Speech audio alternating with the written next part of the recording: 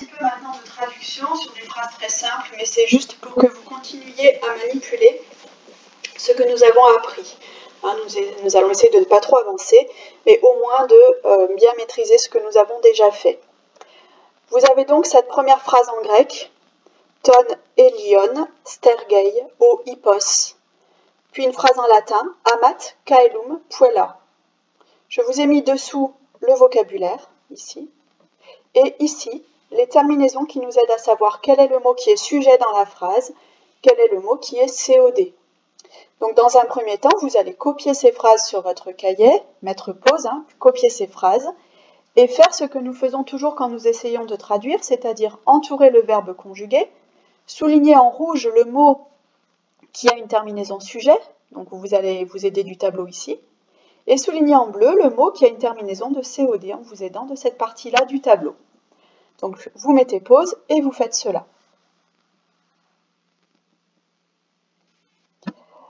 Voilà ce que vous avez dû trouver dans un premier temps, le verbe conjugué qui se termine par ei en grec, par t en latin. Donc on a appris à reconnaître ces verbes conjugués, normalement ça c'est bien maîtrisé, vous avez dû les trouver. Sachant que stergei c'est le verbe aimer et amare, amat, c'est le verbe aimer également.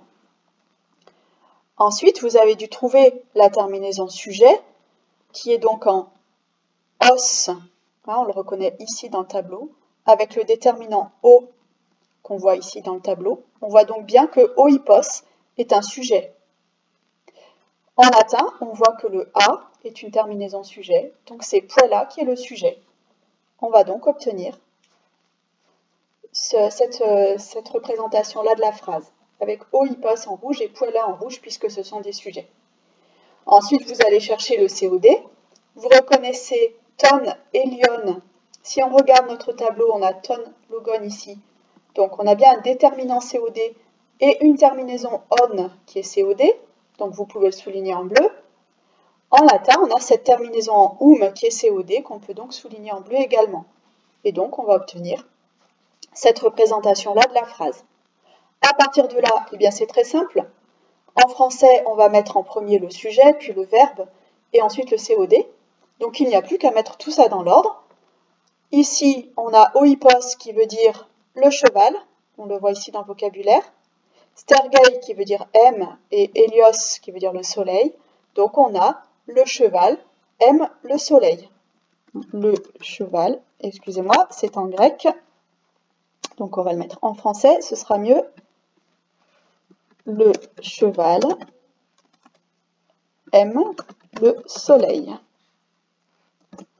Et ici, on va avoir puella, la jeune fille, amat aime, caelum, le ciel. Donc, on va obtenir cette traduction.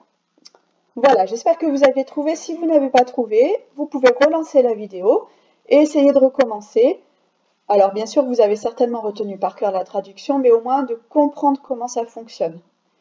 Si vous avez envie, rien ne vous empêche d'essayer de fabriquer une petite phrase à partir des mots qui sont là. Pourquoi pas dire par exemple « le soleil aime le cheval » ou « le ciel aime la jeune fille » puisque vous savez que le soleil et le ciel sont des divinités pour les Grecs et les Romains, donc ça aura du sens, même si en français ça peut nous surprendre.